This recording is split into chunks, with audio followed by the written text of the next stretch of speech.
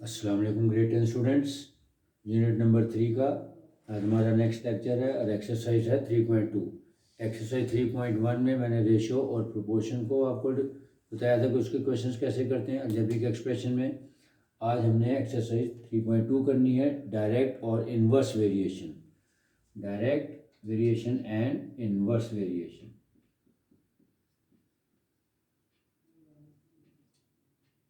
Inverse variation.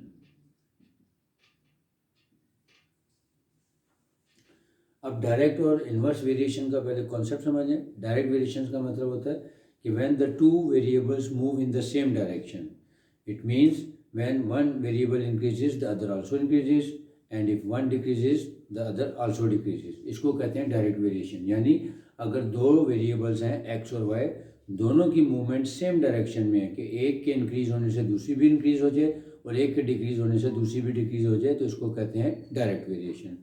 And inverse variation is when one variable increases but other decreases or one decreases the other increases। यानी इसमें inverse variation में क्या होगा कि दो वेरिएबल्स एक्स और वाई इस तरह रिलेटेड होंगे आपस में कि अगर एक में इंक्रीज आए तो दूसरा डिक्रीज होगा और अगर एक डिक्रीज होता है तो दूसरा इंक्रीज होता है। आपने फिजिक्स में बहुत सारी डेरिवेशंस पढ़ी हैं 9th में और 10th में। जो उनकी जो डेरिवेशंस होती हैं उसमें भी ये वाला कॉन्सेप्ट यूज़ होता है वेरिएशन का। उसमें हम प्रोपोर्शनैलिटी कांस्टेंट के की वैल्यू से मल्टीप्लाई करते थे, उसके बाद उसको सिंप्लीफाई करते थे। बेसिकली वो जो कॉन्सेप्ट है वो मैथमेटिक्स का कॉन्सेप्ट है जो फिज़िक्स में अप्लाई होता है।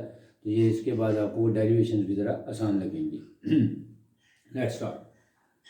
डायरेक्ट और इन्वर्स वेरिएशन। अगर दो वेरिएबल्स y और x या x and y are directly related to each other, तो उसको हम इस तरह लिख सकते हैं if y varies directly as x। यानी डायरेक्टली एज x में क्या होगा कि हम उसको न्यूमरेटर में शो करेंगे, और इन्वर्स में क्या होगा y वेरीज इन्वर्सली, तो फिर वो 1/x लिखा जाएगा। यानी अगर y और x रिलेशन दिया हुआ हो और y और उसमें जो रिलेशनशिप है वो डायरेक्ट होगा तो हम उसको लिखेंगे y is equal to k x, और अगर वो इन्वर्स रिलेशन होगा तो उसको लिखेंगे y इंटू के ओवर एक्स या k इंटू 1/x। आसान तरीका यही है कि जब डायरेक्टली प्रोपोर्शनल होती हैं दो वेरिएबल्स तो उसको लिखते हैं y is equal to k x, और अगर इन्वर्सली रिलेटेड हो तो y इज इक्वल टू के ओवर एक्स या k इंटू 1/x लिखा जाता है। अब इसको किस तरह से, एक प्रोसेस है, सर्टन प्रोसेस है। सबसे पहले हमने इसमें क्या करना होता है, जो प्रोपोर्शनैलिटी दी हुई होती है कि डायरेक्टली रिलेशनशिप है या इनमें इन्वर्स रिलेशनशिप है, तो पहले हम उसकी इक्वेशन फॉर्म करेंगे। फिर उसको कहते हैं y in terms of x, यानी y is equal to k x है तो y in terms of x कहलाती है। अगर x इज इक्वल टू के वाई हो तो x in terms of y कहलाता है। यानी जो लेफ्ट हैंड साइड वाली वेरिएबल है वो डिपेंड कर रही होती है राइट हैंड साइड वाली वेरिएबल पे। तो अगर y लेफ्ट पे दिया होगा यानी y is equal to k x है तो इसको हम कहेंगे y in terms of x। और अगर हमने इस तरह लिखा हो कि x इज इक्वल टू के वाई तो फिर इसका मतलब होगा कि x in terms of y। Now let's start exercise 3.2। Question number 1 और 2 दोनों एक जैसे हैं, उसमें से मैंने क्वेश्चन नंबर 2 सिलेक्ट किया है। क्वेश्चन नंबर 2 में स्टेटमेंट में लिखा है कि y is directly proportional as x। क्योंकि वैसे भी अगर सिंबल दिया हुआ है इस तरह लिखा हुआ है y is proportional to x, it means कि ये डायरेक्ट वेरिएशन है। क्योंकि अगर ये इन्वर्स होती तो लिखा होता y is proportional to 1/x। यहाँ से पता लग गया कि ये डायरेक्टली प्रोपोर्शनल है। और साथ उसने बताया हुआ एग्जामिनर ने कि y is equal to 7 and x is equal to 3। इसका क्या मतलब होगा कि जो हमारी जनरल इक्वेशन होती है इन टर्म्स ऑफ x या इन टर्म्स ऑफ y, वो हमारी होती है y is equal to k x. तो इसका मतलब y और x की वैल्यूज गिवन होंगी ताकि हम सबसे पहले k की वैल्यू निकालें। यानी प्रोसेस क्या होगा, जो हमें प्रोपोर्शनैलिटी दी हुई होगी उससे हम पहले उसकी जनरल इक्वेशन बनाएंगे इन टर्म्स ऑफ x या इन टर्म्स ऑफ y, वो डिपेंड करेगा कि क्वेश्चन की स्टेटमेंट क्या बता रही है। उसके बाद हम लिखेंगे y is equal to k x, फिर x और y या जो भी दो वेरिएबल्स हैं x और y हैं या p और q हैं या m और n हैं या r और t, वट एवर, जो दो वेरिएबल्स दी हुई हैं उनका रिलेशन बताने के बाद सबसे पहले इक्वेशन फॉर्म होगी इन टर्म्स ऑफ x या इन टर्म्स ऑफ y या in terms of t, whatever according to the situation. उसके बाद हम k की वैल्यू निकालेंगे। यानी जो हमने इक्वेशन फॉर्म की होगी उसमें जितनी भी वेरिएबल्स यूज हो रही हैं, एक्सरसाइज 3.2 में सिर्फ दो ही वेरिएबल्स यूज, यानी दोनों वेरिएबल्स की वैल्यू दी होंगी, उन वेरिएबल की दोनों वैल्यूज़ को पुट करने के बाद सबसे पहले हमने के की वैल्यू निकालनी है और फिर उस के की वैल्यू को दोबारा इक्वेशन नंबर 1 में पुट करेंगे। इक्वेशन नंबर 1 में पुट करने के बाद एक हमारी जनरल इक्वेशन फॉर्म होगी, उसको हम कहेंगे इक्वेशन नंबर 2। फिर उसके बाद एग्जामिनर आपसे पूछेगा कि कोई सी एक वेरिएबल की वैल्यू बताएगा और दूसरी हमने कैलकुलेट करनी होती है, और जो हमने कैलकुलेशन करनी होती है on the basis of equation number 2 करनी होती है। ये प्रोसेस है, सर्टन प्रोसेस है, तमाम क्वेश्चंस में एक्सरसाइज के सब में यही यूज़ होगा और इसी को प्रोसेस के हमने करना है तो हमारे सारे क्वेश्चंस हो जाएंगे। लेकिन ये करना कैसे है, let's start. Question number 2, y is directly proportional to x, y is equal to 7 and x is equal to 3। ये जो y और x की वैल्यूज गिवन है, यानी फर्स्ट फेज में जो वैल्यूज दी होंगी उनका मकसद होता है कि हमने k की वैल्यू कैसे निकालनी, या in order to find the value of k the values of both the variables are given. y is directly proportional to x, तो इसकी जनरल इक्वेशन बनेगी y is equal to kx और इसको हम मार्क कर लेंगे इक्वेशन नंबर 1। अब जो y और x की वैल्यूज दी हुई हैं, y is equal to 7 and x is equal to 3, इसमें इक्वेशन नंबर 1 में पुट कर देंगे। y की जगह आ गया 7 is equal to k into x की वैल्यू आ गई 3। अब यहाँ से k की वैल्यू निकल आएगी 7/3। इसको बॉक्स में मैंने लिखा था कि गलती ना हो, ये वैल्यू हम पुट करेंगे किसमें, इक्वेशन नंबर 1 में लिखेंगे putting value of k in equation number 1। तो इक्वेशन नंबर 1 थी हमारी y is equal to k x, लिहाजा y is equal to 7/3x। ये हमारी जनरल इक्वेशन बन गई, इसको कहेंगे इक्वेशन नंबर 2।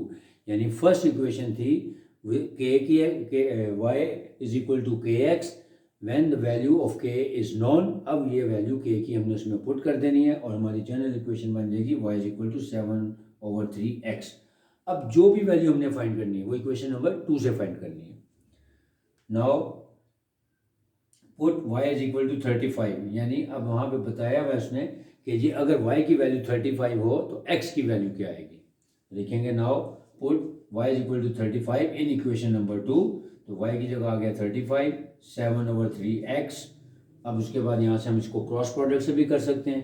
जब कभी आपको दोनों तरफ या एक तरफ इक्वेशन के फ्रैक्शन मिल जाए तो हमेशा उसको फ्रैक्शन को क्रॉस प्रोडक्ट से सिंप्लीफाई किया जा सकता है। या दूसरा तरीका आपको सिखाया हुआ है कि x की वैल्यू फाइंड करनी है, तो 35 मल्टीप्लाइड बाय ये 7/3 जब दूसरी साइड पे ट्रांसपोज करते हैं इसको तो वहाँ जाकर इसका रेसिप्रोकल वट एवर मैथड जो भी आप अपने आसानी से यूज़ कर सकते हैं।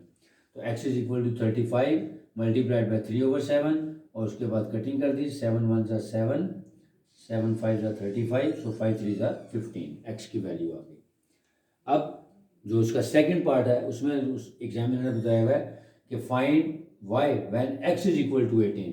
तो फिर लिखेंगे putting x is equal to 18 in equation number 2। यानी अब जो भी वैल्यू फाइंड करनी इक्वेशन नंबर 2 से फाइंड करनी। इक्वेशन नंबर 2 थी हमारी y is equal to 7/3x, तो y is equal to 7/3 into x की जगह 18 आ गया।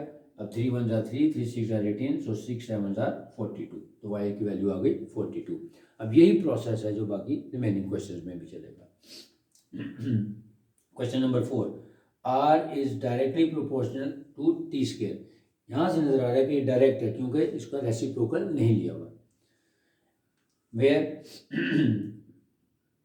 सो r is proportional to t square, इसकी जनरल इक्वेशन बनेगी r is equal to k t square. यानी जो भी इसकी इक्वेशन है जो उसकी प्रोपोर्शनैलिटी दी हुई थी उसको k से मल्टीप्लाई कर दिया, ये हमारी बन गई इक्वेशन नंबर 1। अब वैल्यूज पुट करते हैं, r की वैल्यू भी दी हुई है और t की वैल्यू भी दी हुई है। r की वैल्यू दी हुई है 8 और t की वैल्यू दी हुई है 3, वो हम इसमें पुट कर देते हैं। r is equal to k t square, so 8 is equal to k into 3 का स्क्वेयर। अब 3 का स्क्वेयर होता है 9, यानी 8 is equal to 9k, hence k is equal to 8/9। Again k की वैल्यू आ गई है। अब इस k की वैल्यू को किस में पुट करेंगे, इक्वेशन नंबर 1 में जो हमने k की फॉर्म में बनाई हुई थी। तो putting the value of k in equation number 1, और इक्वेशन नंबर 1 थी r is equal to k t square. अब यहाँ पे k की जगह 8/9 आ जाएगा, so r is equal to 8/9 t square. ये हमारी नई इक्वेशन बन गई जिसको हम इक्वेशन नंबर 2 कहते हैं। ठीक है, ये हमारी जनरल इक्वेशन बन गई। अब जो वैल्यू भी फाइंड करनी है हमने इक्वेशन नंबर 2 से फाइंड करनी है। Now put t is equal to 6 in equation number 2, क्योंकि क्वेश्चन में लिखा हुआ है कि find r when t is equal to 6, तो जिसकी वैल्यू दी है वो उसको इक्वेशन नंबर 2 में पुट कर देंगे। Put t is equal to 6 in equation number 2, तो इक्वेशन नंबर 2 थी हमारी r is equal to 8/9 t square, तो t की जगह आ गया 6 का होल स्क्वायर। आप इसको सिंप्लीफाई कर लें, आप कैलकुलेटर भी यूज़ कर सकते हैं। 6 का स्क्वायर लेंगे तो आ जाएगा 36, फिर 9 1 जा 9, 9 4 जा 36 एंड 4 8 जा 32, या आप डायरेक्ट कैलकुलेटर से भी आंसर निकाल सकते हैं। Hence r is equal to 32। इसका क्या मतलब है कि when t is equal to 6 the value of r is equal to 32। Now question number 8, ये अब इनवर्स रिलेशनशिप को शो कर रहे हैं। कैसे पता लगा? y is proportional to 1/x, क्योंकि 1/x है, इसका मतलब है ये x का रेसिप्रोकल है। जब भी रेसिप्रोकल फॉर्म दी होगी तो इसका मतलब है इनवर्स रिलेशनशिप है। अब इसकी इक्वेशन में आते हैं in terms of k, so y is equal to k into 1/x, या y is equal to k/x भी लिख सकते हैं, क्योंकि जब हम k को 1 से मल्टीप्लाई करेंगे तो वो k ही आएगा, तो k/x या k into 1/x। Now putting the values of the given variables, यानी x एंड y की वैल्यूज गिवन है। y की वैल्यू गिवन है 4 and x is equal to 3, इसमें पुट कर दें y is equal to 4 is equal to k into 1/x यानी 1/3। यहाँ से हम k की वैल्यू निकाल लेंगे क्रॉस प्रोडक्ट के जरिए, 3 4 12, so k is equal to 12।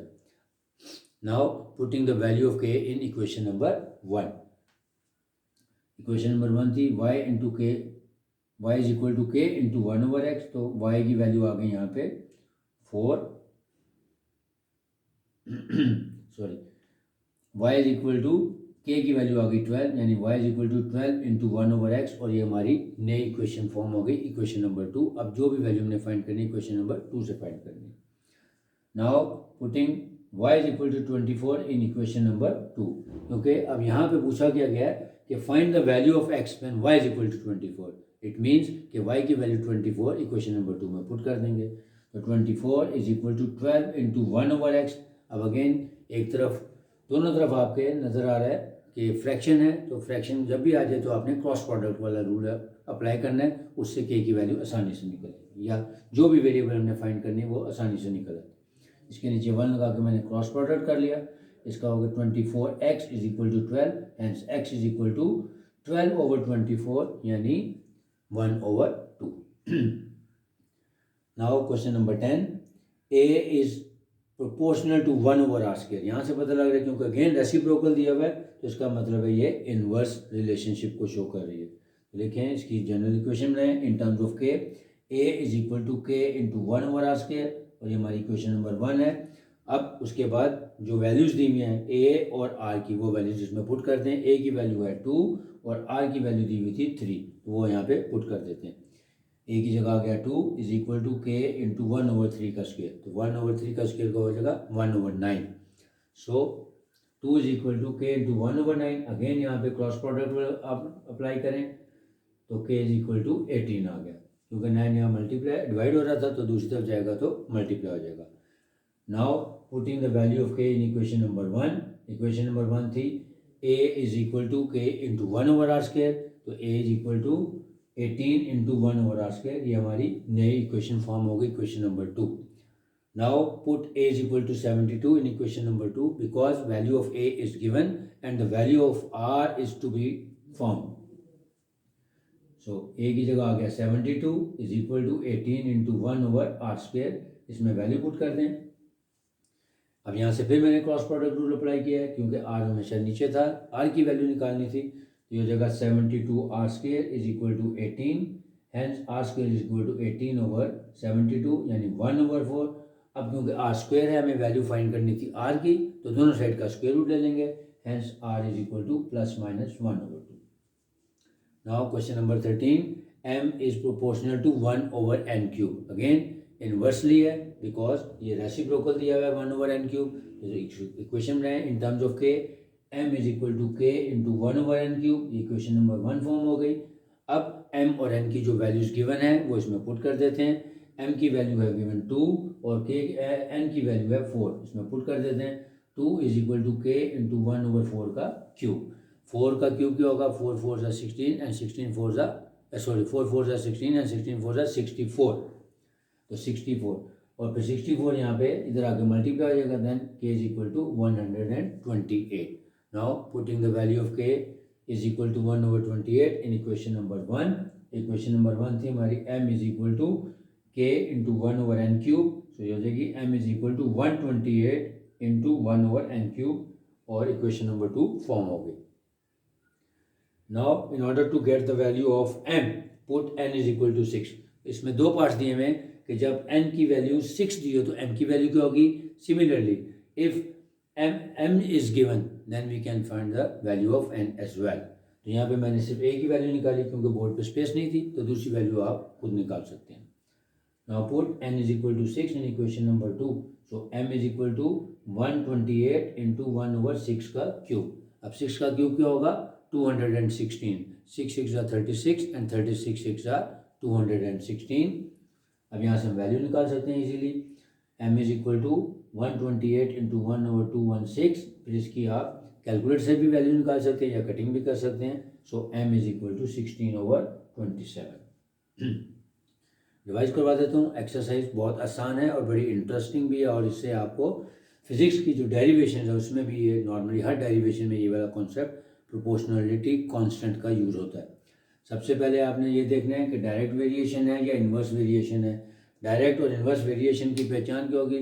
If y is proportional as x लिखा हो तो ये डायरेक्टली प्रोपोर्शनल है। If y is proportional as 1/x लिखा हो तो ये इन्वर्सली प्रोपोर्शनल होती है। If a is directly proportional to r तो ये डायरेक्टली होगी। If a is directly proportional to 1/r² तो ये इन्वर्सली होगी। कि अगर डायरेक्ट में सिर्फ वेरिएबल दी होगी उसके बारे में उसका रेसिप्रोकल नहीं दिया तो यह इन्वर्स नहीं होगा। तो सबसे पहले आपने उसकी इक्वेशन फॉर्म करनी होती है इन टर्म्स ऑफ k, यानी जो भी आपको प्रोपोर्शनैलिटी दी होगी, जो कंडीशन दी होगी उसके मुताबिक आप सबसे पहले इक्वेशन फॉर्म करेंगे और उसको इक्वेशन नंबर 1 लिखेंगे। फिर जो दो वेरिएबल्स हैं उन दोनों वेरिएबल्स की गिवन वैल्यू को उस इक्वेशन नंबर 1 में पुट करने के बाद हम k की वैल्यू फाइंड करते हैं। फिर put the value of k in equation number 1 in order to get a general equation. जब आप k की वैल्यू दोबारा पुट करेंगे आपकी नई इक्वेशन फॉर्म हो जाएगी जनरल इक्वेशन, उसको हम कहेंगे इक्वेशन नंबर 2। अब उसके बाद दो वेरिएबल्स में से कोई सी एक वेरिएबल की वैल्यू दी होगी, वो वेरिएबल में उसमें इक्वेशन नंबर 2 में पुट करने के बाद दूसरी वेरिएबल की वैल्यू को आसानी से हम कैलकुलेट कर सकते हैं और इस तरह आपकी सारी एक्सरसाइज कंप्लीट हो जाएगी। सिमिलरली जो एक्सरसाइज 3.5 है वो भी तकरीबन सेम कॉन्सेप्ट पे है, सिर्फ फ़र्क क्या है वहाँ पे, यहाँ पे सिर्फ दो वेरिएबल्स हैं, वहाँ पे दो से ज़्यादा वेरिएबल हैं, इसीलिए उसको जॉइंट वेरिएशन कहते हैं। लेकिन इंशाल्लाह नेक्स्ट लेक्चर में अब आपको जॉइंट वेरिएशन के कुछ कॉन्सेप्ट्स या कुछ क्वेश्चंस मैं करवा दूंगा ताकि आपका कॉन्सेप्ट क्लियर हो जाए। Hope you will understand.